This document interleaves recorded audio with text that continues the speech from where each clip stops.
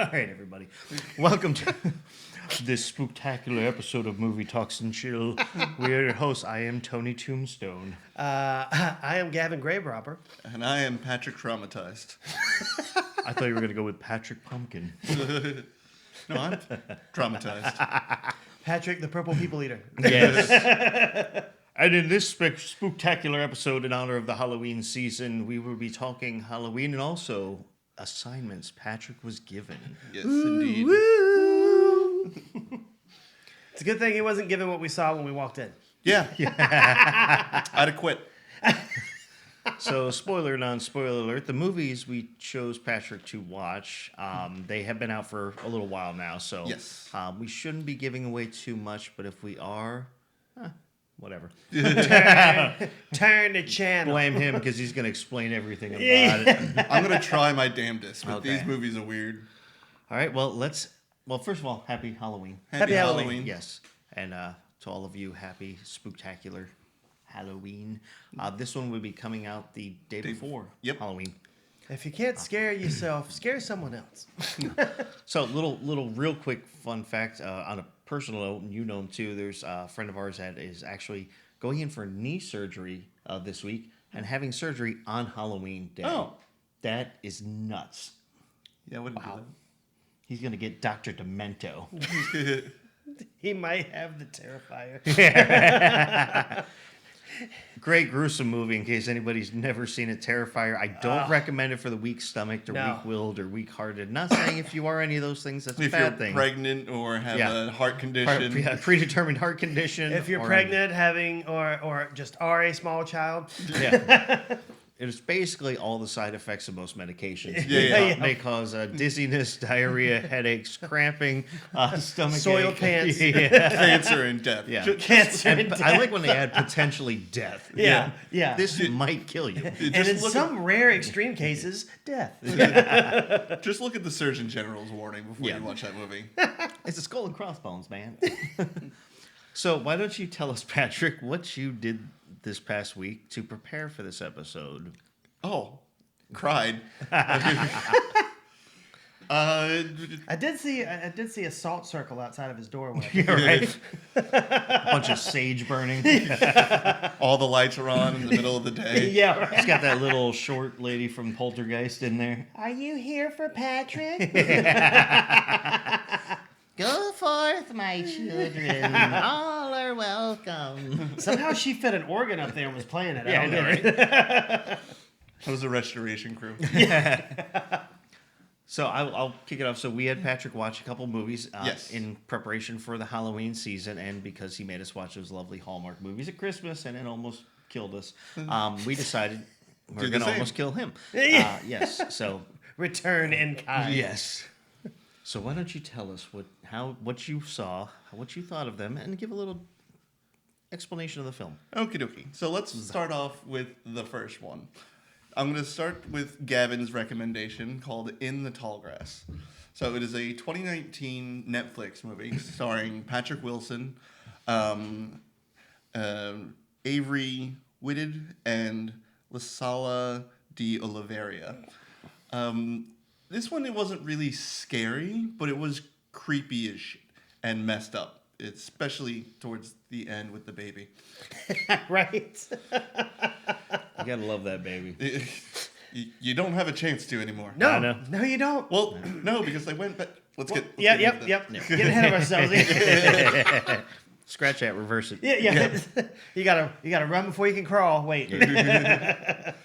So basically, the movie opens with the first two characters. They are named Becky and Cal. They are driving cross country from the East Coast to San Diego, and the girl Becky is pregnant, and she starts to get a little bit of morning sickness. So they pull over. She upchucks, rinses her mouth out with a bottle of water, and then they hear a little boy in a field yelling, screaming for help. They're like, it sounds like he really needs trouble. They're like, all right, fine. So the guy parks the car in an abandoned church, and then they both go into this field of tall grass, about 8 foot tall grass. And It's almost like cornfield, but it's like you don't see like husk or anything. yeah. And then they're looking for this kid, and they could hear each other, like Becky, Cal, the little boy's name is Tobin, and they could all hear each other. But every time, like if I said Cal right here, and then I said it the next time, I would be in a the voice would be in a completely different direction. So the grass is alive, basically. It's just keeping everybody apart from each other. The only thing it doesn't move is dead things. And that actually becomes a plot point at one point. So what they actually try, they notice that they're getting turned around and getting lost and everything. So they both, Cal and Becky, decide, let's just both jump up with our arms in the air and we can see each other and we can plot a thing, have a plan from there. So they do it once and they're 25 feet away from each other. They're really close. Then they do it again. The voices, they can still hear each other pretty well, but they jump again. He's about a quarter of a mile away. He didn't move or anything. The grass just moved him. Science. Yeah, it's. Me and him kind of went over it a little bit on the way over here. This is like, it's like a time travel movie that doesn't talk about time travel. Yeah. There's a throwaway line like, "How did you get here?" All right, I'm getting ahead of myself. Yeah. Well, sorry. But so, and then it turns to nighttime, and then Tobin finds Cal, and then he explains like the grass doesn't move dead things as he's holding a dead crow, and he starts burying it. And he's like, "I could show you how to find Becky," and then he shows him the mythical rock, and then he touches the rock, and like it's his. The cinematography in this movie was actually really well done. I liked it. But he touches it, and you can see he gets goosebumps, and he's like, "Oh, that's the stuff." And then he's like, "Come on, Cal, touch it. You'll see everything." And then he goes to touch the rock, and then just before he does, he hears Becky's voice, and he's like, "Becky," and just darts off into the field. Cut to the next day. And scene. Act 2. Enter the tall grass. Enter again. So the next day, so from our point of view, only one day has passed. And so the next day, this guy named Travis, which is the father of Becky's child, he's driving down the same road. He pulls over to a gas station, and he's looking for Cal and Becky. He's like, "Have you seen these two people?" And then he passes the church, and he sees their car. The car is covered in dust. It looks like it has been moved in a few months, that kind of thing. And then he hears someone in the... No. He doesn't hear anything. He just goes into the field looking for Becky and Cal. From the car because of how old it looked like it had been sitting there forever. So he looks like a little bit of a survivalist. He's got a backpack, he's got water, and he's marking his trail. He's like tying knots in the tall grass so he knows what route he took. So, and then he gets a little bit deeper and deeper into it, and he realizes like he was using the sun as his bearing. So he looks down one, and then the sun is gone. Like the sun is now behind him. He has no idea how that happened. It just is. And then he hears a family out by the church, and he starts yelling like, "Hey, don't come in here. This is messed up. I don't know what's going on." And then a dog runs in, and so does Tobin, the kid from earlier. Yeah.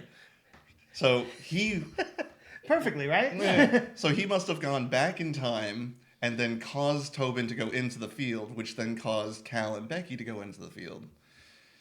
But when Travis finds Becky and Cal, and they're like, "What are you talking about? We've been out of the East Coast for 2 days. We've been in this field for a night." He's like, "It's been 2 or 3 months. Like, so time doesn't really work." Yeah. And there's a throwaway line like, time travel is really hard to write. So there's a throwaway line of like, "How the hell is that even possible?" He's like, "I don't know. We just need to get the fuck out of here."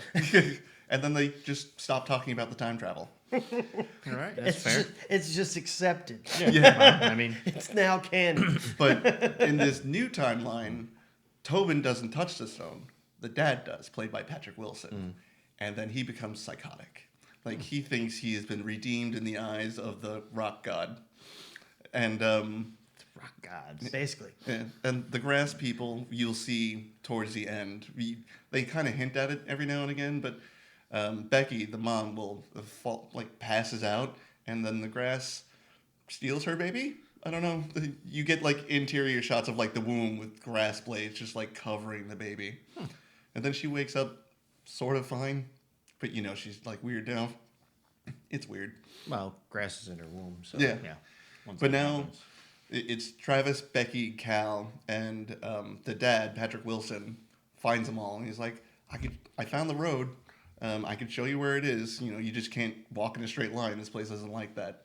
So he starts showing them, but what he's really doing is he's leading them to the rock so they all can touch it. Okay.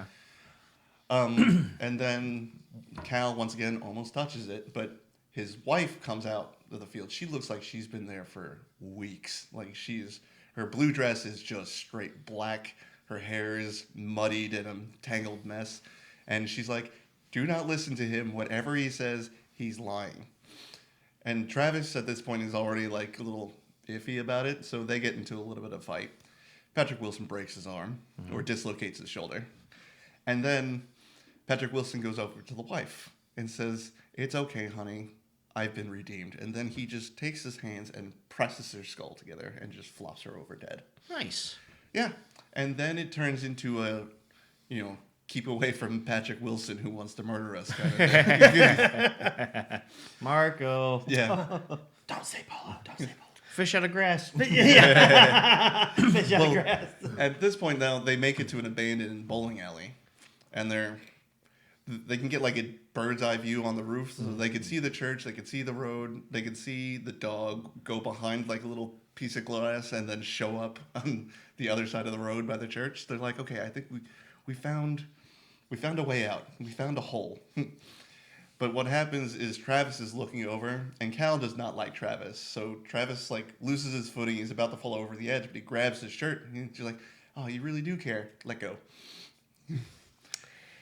Sorry, Travis. Well, he survived, unfortunately. Way to go, Travis. Good on you. So basically, then they go back into the tall grass. They're looking. They actually, how do I say this? They capture Becky, the grass people, and the mud people. Those are two. There are 4 named characters in this movie. The rest of the cast is named grass and mud person. Yeah. Nice. So the mythical rock opens up a giant chasm, and you can just see like people trying to crawl out of mud hell. They're just writhing and just like clawing, trying to get up to the surface. And then she goes into premature labor, and the baby survives. And you can see Cal. He found her. He doesn't have a shirt on for some reason, but he's like, "Look, your baby's right here. He's fine. It's a fighter." And then she kind of just passes out because she just gave birth. Kind of wants to sleep. That thing. Yeah. And then Cal's like, "Here, drink some water." He like wrings out like a rag, and it's got, I'm assuming, rainwater, because in the last scene it was thundering and lightning out. And then he starts feeding her something, and she's like, "What is that?" And it's just grass and seeds. That's all there is out there. And then you notice there's a little bit of blood. And then you notice the mangled baby corpse. Nice. Yeah, so he fed her own baby. And it wasn't Cal, it was actually Patrick Wilson with the power of the rock transforming himself into Cal. Yeah. And then Travis comes back and he sees, what's going on, how messed up this is. He actually touches the rock. So he gets all the knowledge. Like, he understands how to listen to the grass. He knows the way out. He knows everything. And he picks up Tobin and he's like, "I'm staying here, but you don't belong here, and neither do you." So he just picks him up, puts him over, and then boom, he's inside the abandoned church before Becky and Cal get into the grass. Mm-hmm. So they're getting up basically back to the point of the start of the movie, and he comes sprinting out. It's like, "No, don't go in there, don't go in there." And they notice like he has the same voice as the kid stuck in the grass, and they're like, "Let's just get the fuck out of here." So they pick up Tobin, put him in the car, and be like, let's drive him to Topeka and drop him off at a sheriff's station or something. And they're like, "Well, what about San Diego?" And it's like, "Not anymore." And that's how the movie ends. It's a real mindfuck. It was really hard to try and keep track of what time they were working in. So the only question I have...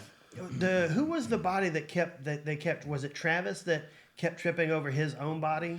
No, he kept tripping over Becky's body. Okay, Becky's body. That's what it was. Okay. Because Tobin originally showed, like, "You don't want to see," and he's like, "Show me Becky," and it's just like a decayed corpse, basically.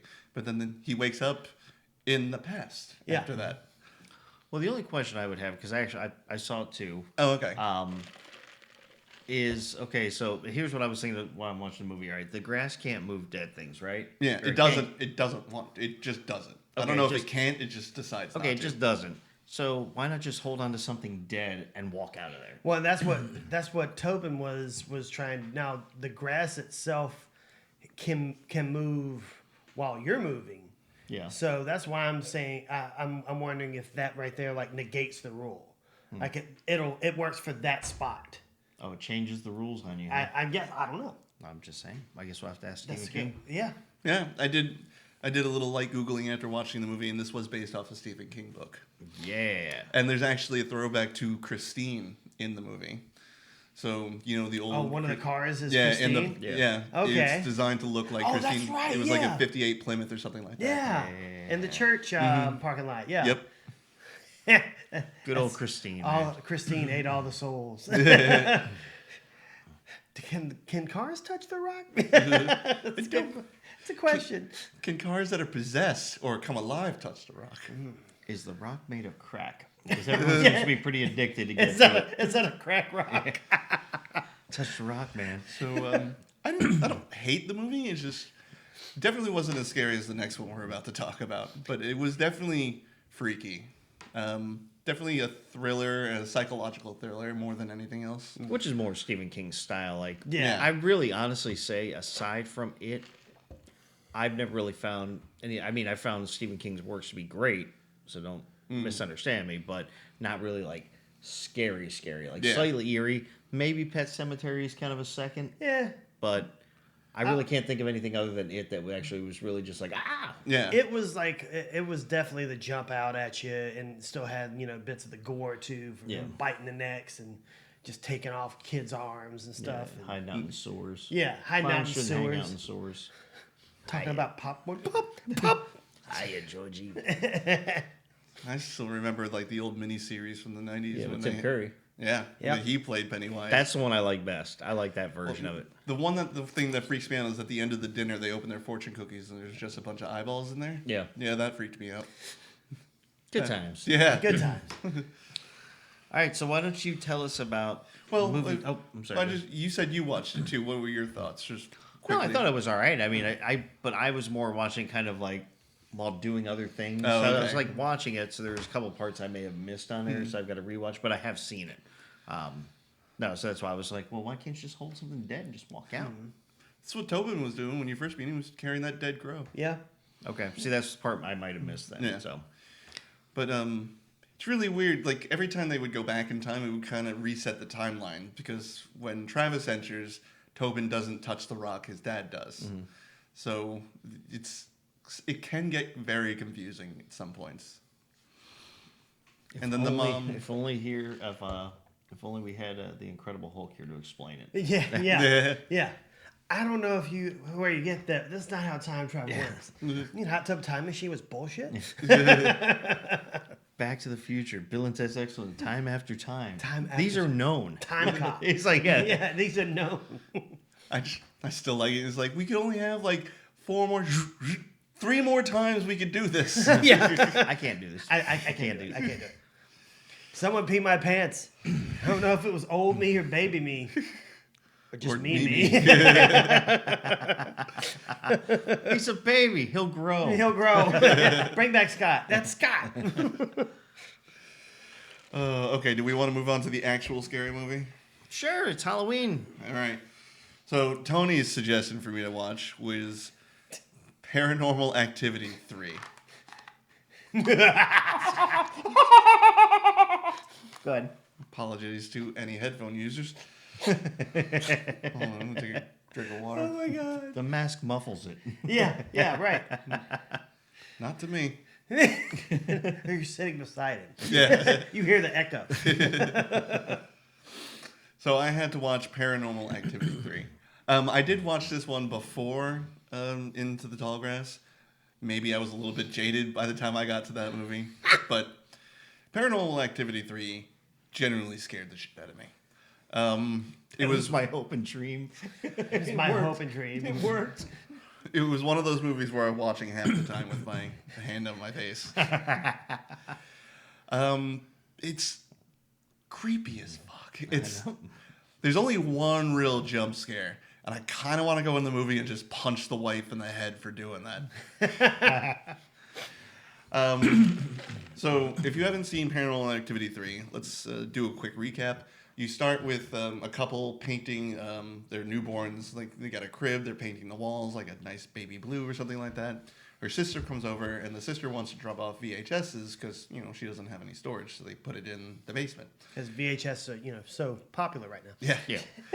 And they start going through it, and they see, like, Katie's birthday, 1988 or something like that. And then it cuts to 1988. So I'm assuming we're to infer that we're now watching the VHSs that they dropped off. It's not really explained. I mean, you kind of figure it out, but it's weird. Well, I will explain this real quick before you continue, is that Patrick has never seen any of the Paranormal Activities. I have not. Decided to have him skip 1 and 2 because, in my opinion, the third one, to me, was the creepiest one. That one's definitely creepy. But they all tie together, all tied in with this whole Katie thing. So the very first one, real fast, is just Katie and her boyfriend move into this house, and her husband or whatever. I don't know if I can't remember. It's been so long now, but they basically move in this house, and all this paranormal stuff starts happening to them. And then the second movie continues with a different family, but it's kind of connected to her. And then so this one is her as a kid. So is the girl painting the bedroom Katie, or? I can't remember. It's been a while since I've seen Okay. it. It's one of the two girls, two twins. Okay. Or not twins, the two sisters. I mean. Yeah. But anyway, back to the story. But that's kind of what it is. But I wanted you to see this one first because I thought it really had better scare factor to it. Definitely did. Yeah.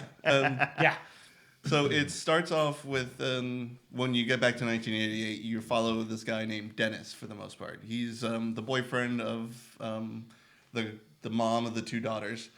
You kind of get the hint that the mother, the wife's, the girlfriend's mom, the grandmother of the children, doesn't really like Dennis that much because she doesn't think he's employed or has any money, even though he's a wedding photographer or videographer. Yeah. He's got like a homemade video editing suite made up at home, and he just likes to record things. That's like his deal. And then they smoked a little weed, and then they were gonna make a sex tape, but then an earthquake happened, and then the camera falls over, and all the dust falling down to the ceiling lands on the shoulders of invisible people. That was the first hint, like, okay, we're haunted. We're haunted as fuck.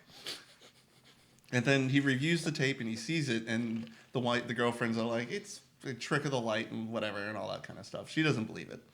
So he starts setting up and we're talking old school, like shoulder mounted camcorders. Like these things recorded on actual VHS tapes. Yeah. And you needed a tripod. Yeah, like what Marty had in Back to the Future. Mm-hmm. So he starts setting them all around the house. There's one in his bedroom with his girlfriend. There's one in the two kids' bedroom. And then there's one in the kitchen living room area.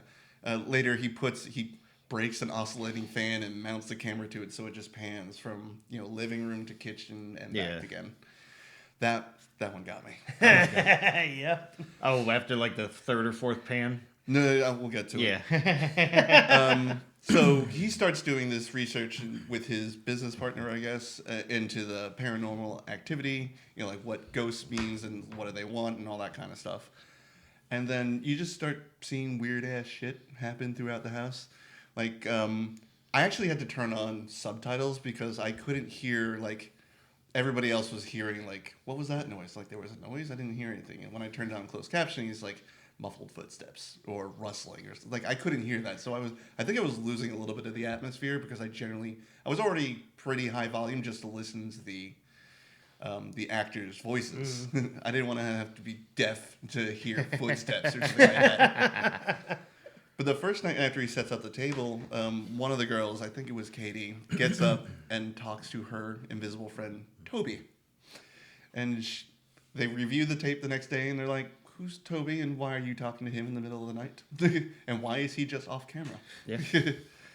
And then, the moms are like, she's a young kid. Everybody has imaginary friends. It'll go away in a couple of weeks. He's like, okay. This one's not imaginary. Yeah. And then it jumped around a lot because he went from like day 1, September 15th, 1988, and then like day 9, Yeah. September 24th, 1988, or something like that. You only get up to like day 15 before shit really hits the fan. Yeah. So on the second night, all you could see and hear is Katie just darting back and forth into the house, around the house. You see her pass the bedroom door in a flash, and then she stops, giggles, then runs away. And then she comes back, opens the door, and just stands there. For like, it even fast forwards time. Like, she stood there for like 3 hours just watching them sleep. And then she gets into the dining room, does something with the lamp. I'm not even sure what, and then just goes back upstairs to bed. It was weird. Yep. Yes, it was. They're here. The TV people. And I think the next one is where the mom comes over and she's disappointed in Dennis about not having any money or a real career. You kind of just get the sense that she's just an awful human being or something like that. And to be fair, you're right on that assumption. Well, you're not wrong, Bob. It will be hard for him to see. And then the next night, I think, is the one with the babysitter.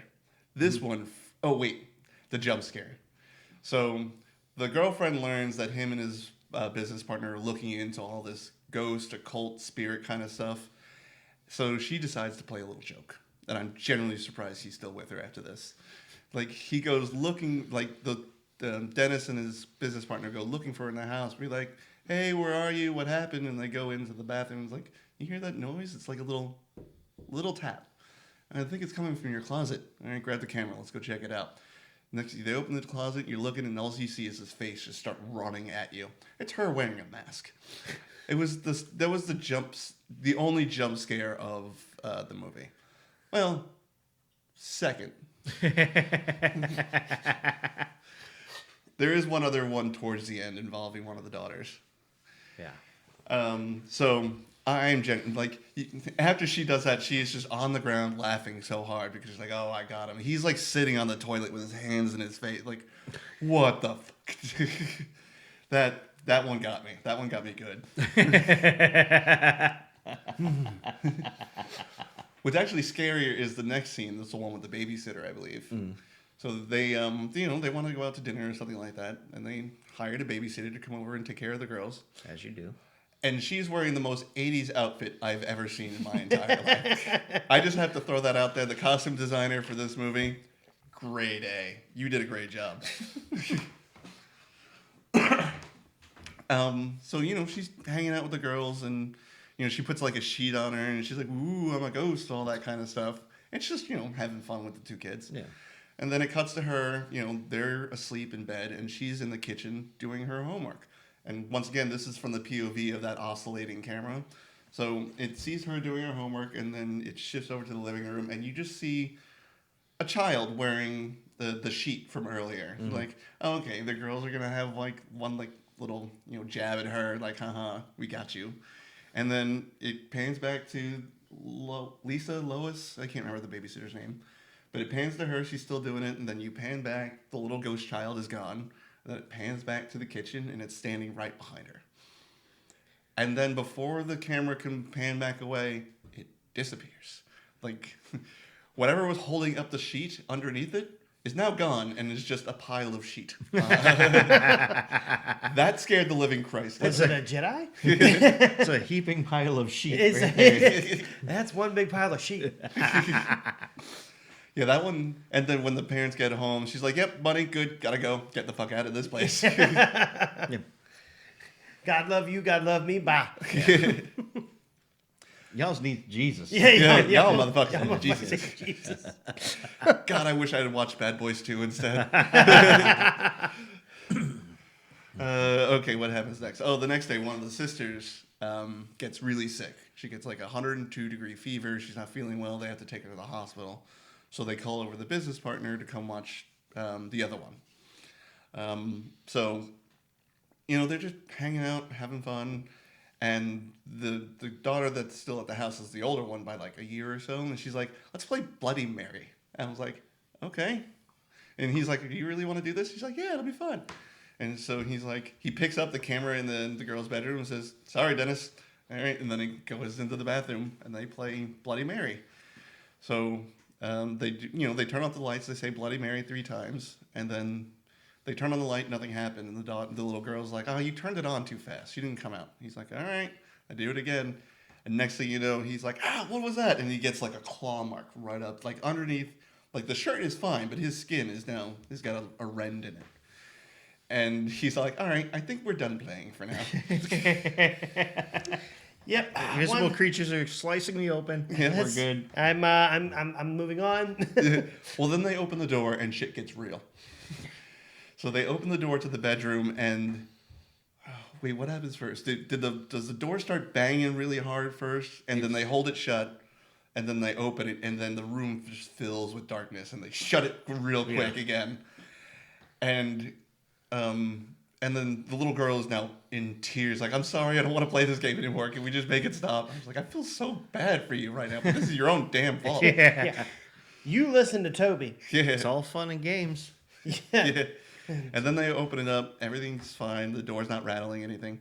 I will point out, though, so when I was watching this movie, I do know a very good horror tactic in movies is to have stuff going on in the background that you really don't notice. Mm-hmm. Like, you may subtly pick up on it, but you really, unless you're truly paying attention, you're not really going to see it. So I was looking at the background a lot more than I was looking at the foreground in this movie. Just so I was like, haha, fucker, you ain't getting me. Got you. And I noticed a couple of things, but especially in that bathroom one, if you look when all the darkness starts surrounding the bedroom, like the back corner goes dark first, and then it just starts sweeping across the bedroom. And then when he opens back up the door, the darkness is almost gone, except for that back corner is still just black. I was waiting for something to come out of that. Yeah, pretty much. You just see a hand reach out, almost grab him, and then come back in. It's like the monster underneath my bed. Yeah. Every time it's like, Well, my feet don't hang off the end. yeah, right. That's why I have a queen and not a double anymore. See? It's with a queen and a double. I think after that, that's when stuff really gets weird. Yeah. So the girl Katie who's talking to Toby, she tells Dennis like, "Oh, he wants me to marry him. I'm not gonna do that. That's just super weird." Like, good on you. I'm like 8. Yeah. Yeah. And I don't think Toby likes this answer because now he starts fucking with the sister. So the sister is just running around and she just literally just like headbutts like an invisible barrier in her bedroom. And she's like, "What is going on?" And next thing you know, she's being pulled up by her ponytail off the ground. Yeah. And so she loses her mind. And then Dennis finally has to come clean to the girlfriend. He's like, "All right, this is why I've been doing this. This is what I think's happening." And then he throws out, "If you're not, I almost missed this. If you're not paying attention, you almost missed the lore and about why Toby wants to marry her," kind of thing. It's basically the house is on a burial site for an old village that used to have this practice of whenever a girl would mature enough to produce an heir, they would be married off to the older men of the village. So he thinks that's what's happening right now.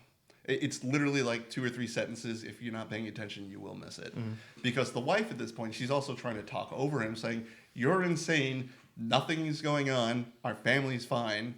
Shut the hell up and take down the goddamn cameras." You see the girl hanging by her hair? Like, Yeah, so 3 feet off the ground? yeah. So that was my only like major complaint is like, don't read her a book.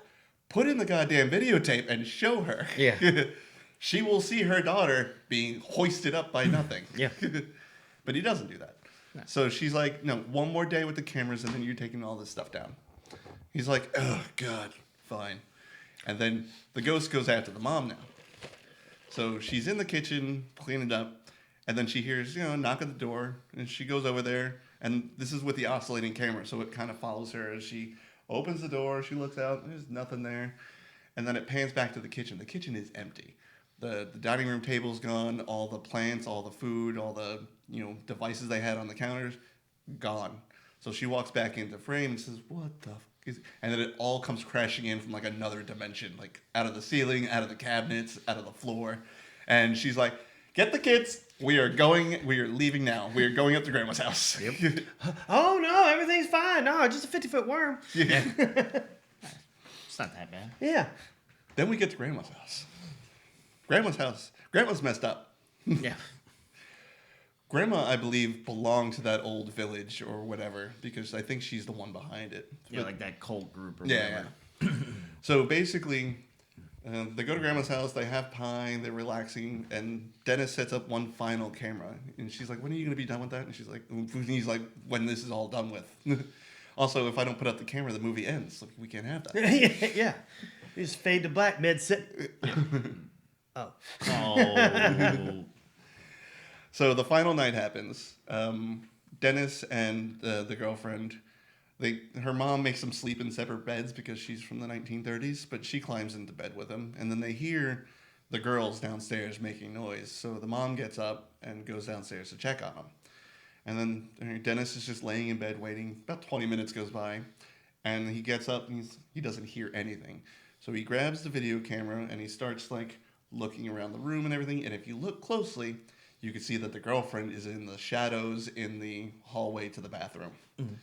It's a silhouette. Like, you only catch it because, like, there's light going through, like, a bent elbow or something like that. And you can see, like, her nightgown, like, waving at the bottom a little bit. This is why I looked in the background of things. I saw her. I was prepared for that. I saw her. I sensed it. Mm-hmm. And then Dennis goes downstairs. He's looking for the girls, for the girlfriend. And then he sees the girlfriend. Like, he goes downstairs and he sees the girlfriend up at the top of the stairs. So he walks over up the stairs, and then the closer you get, the closer you notice that she's hovering about 6 feet off the ground, or 6 inches off the ground. And then she doesn't like attack him. More is just like falls upon him because she's already dead. The ghost was just doing this to her. And then he's like, "Oh Christ, what's going on?" And then he goes back into like. Not really, it's like an old school parlor. There was no TV. It was just like a sitting area. And then he sees one of the daughters kneel by the banister, like crying, like looking at her mom, like very sad. And then he starts walking over to her, and then it turns from crying to giggling.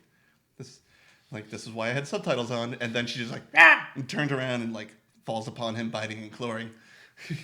And then he backs up. He's like, "What the hell's going on? Tell me what's going on." And then he sees the grandmother walk in holding Katie's hand, and he starts like crawling, like army crawling over to him, and she's like, doesn't even say a word. All you see is like his arms go straight back and his back just bends in half, and he dies. Yeah. And then the grandma's like, "Okay, let's go upstairs and get ready, honey." So she's going to give away her granddaughter to this Toby ghost marriage. And then it's the end of the movie. Yeah. Yeah, the movie sucked. It was awesome. It was great. Well, it's for Halloween, so you had to be frightened. I definitely was during that movie. Well, it's always a good thing when you watch them and you live alone. I don't care how big or small of a place you have. I think the bigger the place you have, the more you'd be bothered because there's more things. Yeah. But it doesn't matter because I'll tell you, it was back when the original one first came out. Mm-hmm. And that was still around the time of like... Doesn't the first one star Patrick Wilson? No. Oh. No, it's really just no-name people.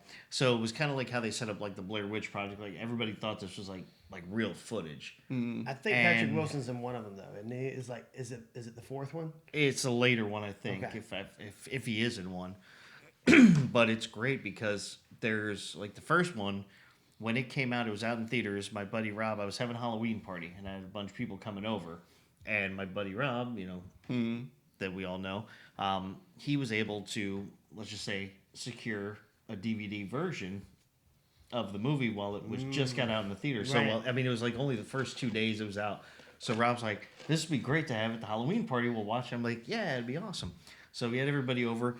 Then we had I used to do my house up big time. It was in St. Pete. I lived off 5th Avenue. So I had like graveyard stuff. I had a room where when you would walk in, because I had the back alley parking, and when you first walked into the back of my house, which was like the main entrance, it was just another room, and then there was another door you had to go through, so we used that as like the laundry room. Right. So I had smoke machines in there and lights, so you open the one door, and then you had to go through that to get to the other door, and I had all these coffins, and swapped every light out for a red or purple one. Yep. And so I did the whole thing, Ouija board for people to play with. And so whole big setup. Rob's like, yeah, we're gonna watch this. He had the other copy his wife had at their house in Riverview, and so she didn't come to the party because she was watching the kids. He was gonna stay over at my place, and because there's alcohol and stuff. So. Yep. Didn't want to drive from St. Pete to Riverview drinking. Well, you shouldn't do it anyway. But so anyway, he gets a call like when everybody starts showing up. Probably like the first 2 hours of the party, and this is early. It started like 7 or 8, went till like 5 in the morning. But around like 9 o'clock, we just put in the movie. He gets a call. His wife watched the movie with the kids. Was not comfortable being at home with the kids. The first one, the original one. And so he's like, I have to leave now. So he's like, she's freaking out. He's like, I told her not to watch that without me. And I'm like, no. I was like, oh, you got to leave now? So anyway, the point of the story was in the first one, there is a scene, if you remember, the Ouija board. Mm-hmm. So there is a Ouija board in the original. I didn't know this. Mm. And it's doing stuff all on its own. And, there's a couple scenes where, they leave and it just goes flying off the little eyepiece thing or whatever you call it. And it goes like on the wall, right? Yeah, and as everybody was leaving at the party, like midnight, 1 o'clock, 2 o'clock in the morning, or whatever time, they're all leaving. I'm like, anybody wants to take that Ouija board with them? Yeah, please. Nobody would take it. So my one buddy ended up still staying there. He was the only one left. I was like, I'm throwing this fucking thing out.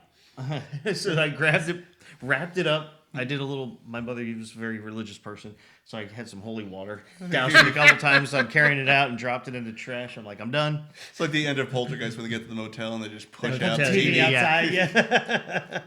But, so that's what, when I saw the movie, I mean, I'll be honest with you, it gets you. It can get you, especially if you're like, everybody, your mind will do crazy things. So if you're home alone, I don't care how tough or who you think you are.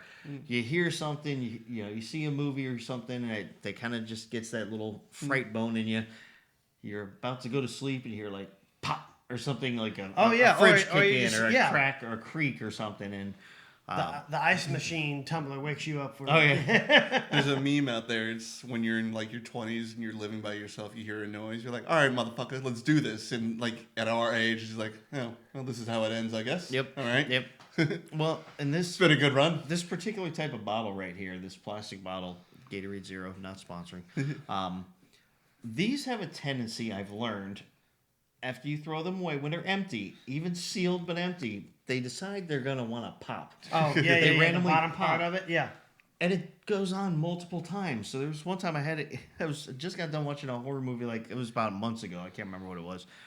And I was sitting there, pop! And I was like, what the hell was that? Yeah, it's like this piece right here at the bottom pops out. And it just does it randomly on its own. Yeah. But it'll do it a couple different times. So you're about to fall asleep. It's like, pop!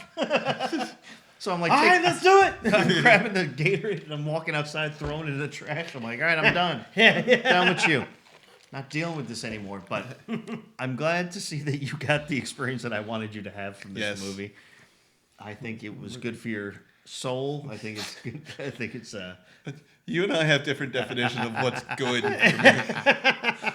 I think it's going to help you in your growth and your career. Yes. Yeah. I'm going to put on my resume, watch Paranormal Activity 3. Not the first two. No. Just the third one. Just put on there, survived. Yeah. I'd even say up till the fourth one, they were decent because they were all different stories, but they all tied in together.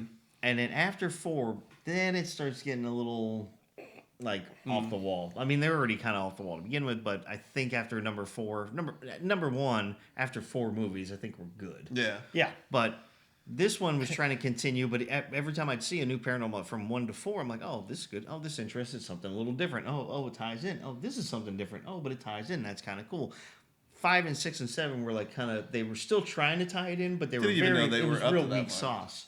I think maybe it's like 5 or 6, or I think it becomes like Paranormal Activity something. They just start changing the names of it, but it's like they're trying to hold on by a thread to connect it, but it's super weak sauce on how they do it. It's like it's just weird. It's not worth it. Oh, and quick, I looked up Patrick Wilson. He was in the Insidious franchise and the Conjuring franchise, not Paranormal Activity. So, since we have a little bit, about 15 minutes, right? 10-ish? 10, 15. So, on a fun note, Yes. I'm going to share some fun Halloween facts. These I may have shared with you before. If I have, you're going to hear them again. So I'll ask a couple questions, but I'll also share some fun facts about it. So the original, because it's Halloween time, I love Halloween. The original Halloween movie, and really all of them, but the originals and stuff. Does anybody know the name of the person who actually played Michael Myers, aka the Shape? That's No. what he was referred to as in the original Halloween movie. Kevin Nash. No. The guy who played Chewbacca, Peter something. Oh, Peter Mayhew? Yeah. No, it's if I say the name, you might have heard it, but you might be like, I don't know who the hell that is. Lou Ferrigno? So his name is Lou. His name is Nick Castle. I know. I don't know him in the real life sense. Okay. Because As there's in- a show Castle with Yeah. Nathan Fillion, and his name is Rick Castle in that show. I was gonna say as part of the Pittsburgh Castles. So Nick Castle he was behind the Michael Myers mask and everything in the original movie. Okay. And he actually reprised the role. I think he had a cameo in the Rob Zombie one, but he played Michael again in the newer three. Okay. Oh, Or, okay. or I'm sorry, at least the last two of the newer three. So the ones that continue were the continuation of the original 1978 when they did Halloween Kills, Halloween Ends. So from 2018 up till I think it was 2022, 23, something like that, 22 or 23. So they did those, but he played Michael again in the Halloween Kills, Halloween Ends series. Yeah. Okay. But here's the fun fact about that. He worked very closely with John Carpenter. He had been friends with him for a long time. So he did co-write, though. He went on to a bigger career. He grew his career later on. There's a couple movies he was a part of, a couple he directed that you would probably surprise you that he directed them. So the first thing he did was he was a co-writer on Escape from New York. Oh, okay. So, because that's John Carpenter movie. But what you may not have known is that he directed The Last Starfighter, What? Dennis the Menace, and Major Payne. This guy's awesome. I mean, he was part of a bunch of other. I think he was also part of Escape from L.A. But yeah, as far as actually directing, he was full-on director of The Last Starfighter Interesting. and Major Payne. That's awesome. I was like, I did not know that about Mr. Castle. I mean, you go from playing Michael Myers. How do you go from The Last Starfighter to Major Payne? Well, he did Dennis the Menace in between. So Yeah, that was putting his toe in. But yeah, no, it says here part of his other works are, well, even though because I didn't like this movie, but The Boy Who Could Fly, I've seen it. Don't remember much of it. Delivering Milo. Now, this isn't always saying he directed any of these. It's just saying he was part of them at some point. Mr. Wrong, August Rush, 'Twas the Night. It looks like he did obviously got into some other horror stuff as well. But yeah, it was interesting to hear that he was part of all those films. Right. So you go from that but I mean, that's Hollywood. You never know who's going to do what Exactly. and where and when. So. Oh, no. Oh, what? Was he involved in that movie? He Which was. one? He wrote it. Oh, no wonder John Carpenter sued. So I looked up Nick Castle, and he was a writer for a movie called Pliskin. Yep. It came out in 2021. IMDb has no information on this. I need to find it and watch it. But he was also a writer on the movie Lockout. You ever heard of that movie? I have heard of it. You ever I seen haven't it? Seen it? No. It's almost a shot-for-shot remake of Escape from New York, but in space. Right. It's so much of a ripoff. John Carpenter actually sued and won against that movie for copyright infringement. That was after he probably started doing his own thing. Wait a minute. Wasn't that like a Prime movie or something? Well, this one got released to theaters. Okay. But apparently he was a writer on that movie. Yeah. And now I can see why he got sued into non-existence. Yeah. But No, but he's still in the biz. Like I said, Yeah. he just did I think he was asked to. I can't remember by who to reprise the Michael role when Halloween Kills and Halloween Ends came about, and so he said, Holy "You know what? I crap. will." This guy directed 'Twas the Night. Yes. You ever heard of that movie, Gavin? Believe it or not, it stars a very young Bryan Cranston. I don't think so. So basically, think of the Santa Claus, but instead of becoming a good Santa Claus, you decide to do robbery. Oh, It's almost like Bad Santa, really. Yeah, I've seen this movie with magic Lockout powers. though. Yeah. It's bad. It's the guy from the Time Machine. Yeah, possibly. Yeah, the lead guy. This the lead actor that's the same guy from the Time Machine. Guy Okay. Pearce? Yeah, Yeah. Guy Pearce. Yeah. So that's just a little Halloween fun fact for you. This guy's had an amazing career until John Carpenter had to sue one of his oldest friends. Oh, the old carps. What are you gonna do, right? Well, I mean, that was 2012. I guess everything's settled for him to return back to Michael Myers. Yeah, right. They're like, come on, man, I'll pay you. Well, this time I can pay you a lot of money because we have money to pay. It's like, hey, you know that money you lost from me suing you? You want some of it back? So yeah, just wanted to share those little tidbits for you. Well, thank You're you. welcome. Little tid bit. Yeah. See what you did there. Shut up. I'm sorry. I'll go home and watch the Haunted Mansion movie.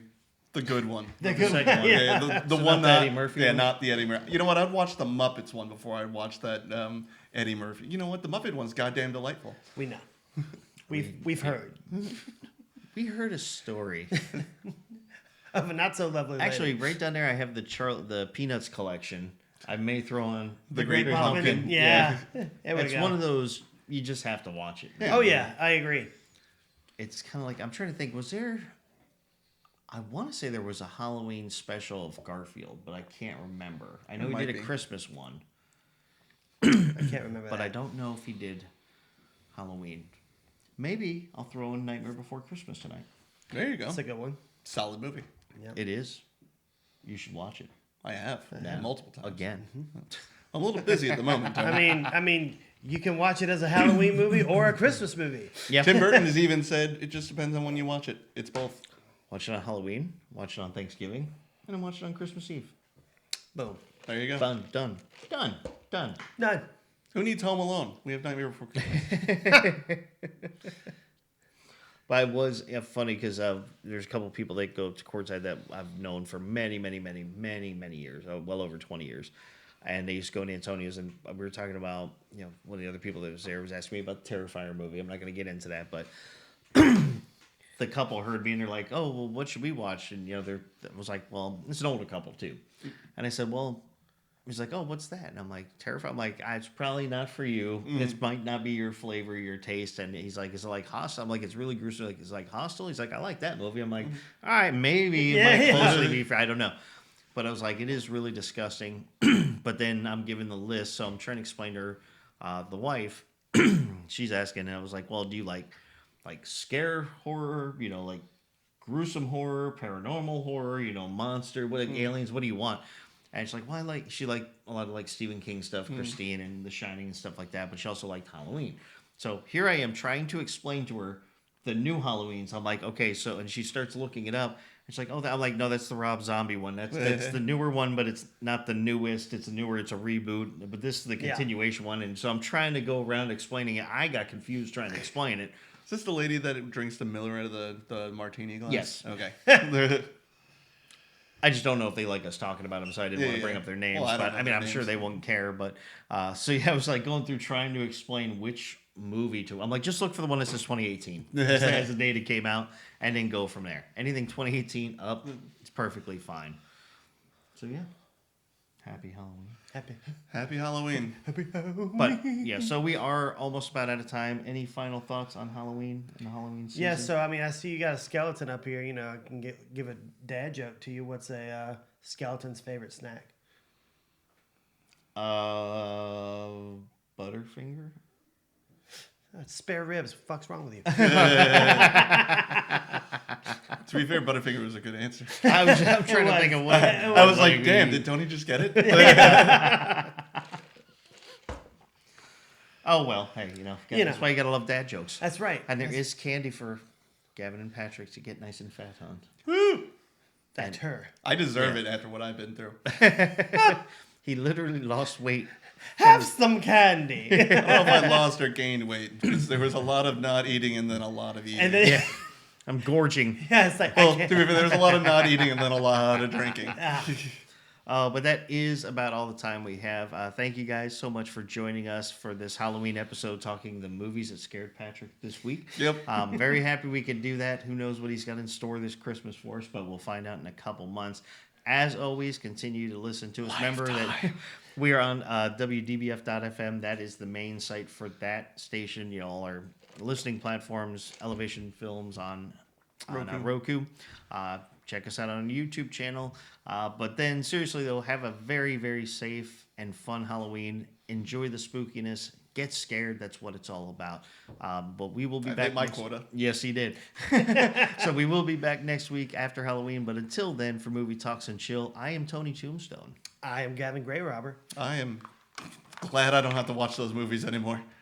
But also Patrick. And what the All right, guys, take care.